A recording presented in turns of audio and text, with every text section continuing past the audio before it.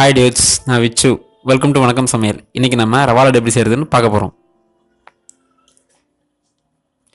First நெய் எடுத்துக்கிறோம்.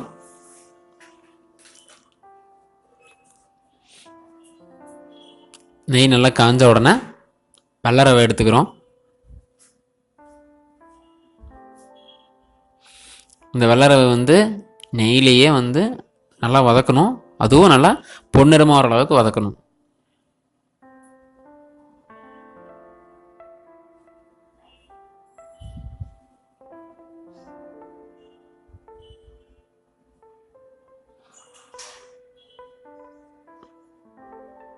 நம்ம ரவை ஓரளவுக்கு பொன்னிறமாக இப்போ வந்துருச்சு. இது நம்ம இப்போ எடுத்து வச்சுக்கலாம். அடுத்து நம்ம பால், நம்ம ரவா லட்டு செய்கிறதுக்கு தேவையான அளவு பால் எடுத்து கொதிக்க வச்சிடறோம். ஓரளவுக்கு நல்லா பொங்கி வந்துடும். பொங்கி வந்தோன்னா பாலை இறக்கி வச்சிடலாம்.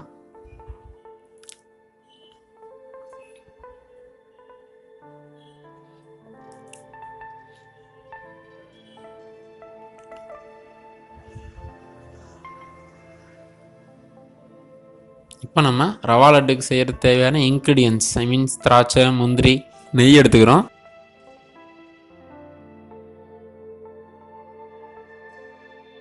முந்திரி எடுத்துக்கிறேன்.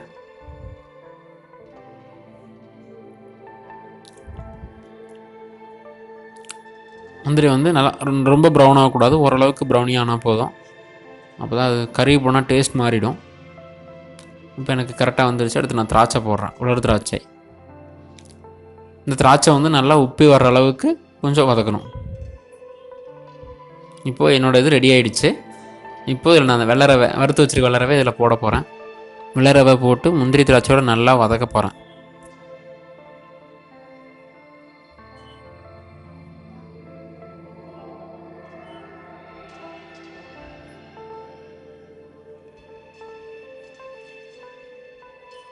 நல்லா வதங்கிருச்சு. இப்போ இதில் நான் சர்க்கரை கொஞ்சம் சேர்த்துக்க போகிறேன்.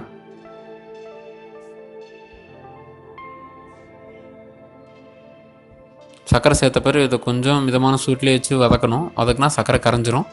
இப்போது நம்ம ரவா லட்டு செய்கிறதுக்கான இன்க்ரீடியன்ட் ரெடி ஆகிடுச்சு. இதில் பால் கொஞ்சமாக ஊற்றி மிக்ஸ் பண்ணணும், கொஞ்சம் மாவு பதமாக வர்ற அளவுக்கு.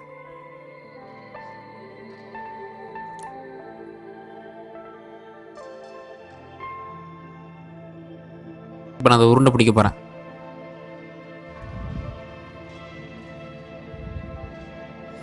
உங்களுக்கு எந்த அளவுக்கு தேவையோ அந்த அளவுக்கு சைஸுக்கு நீங்கள் உருண்டை பிடிச்சி வச்சுக்கலாம்.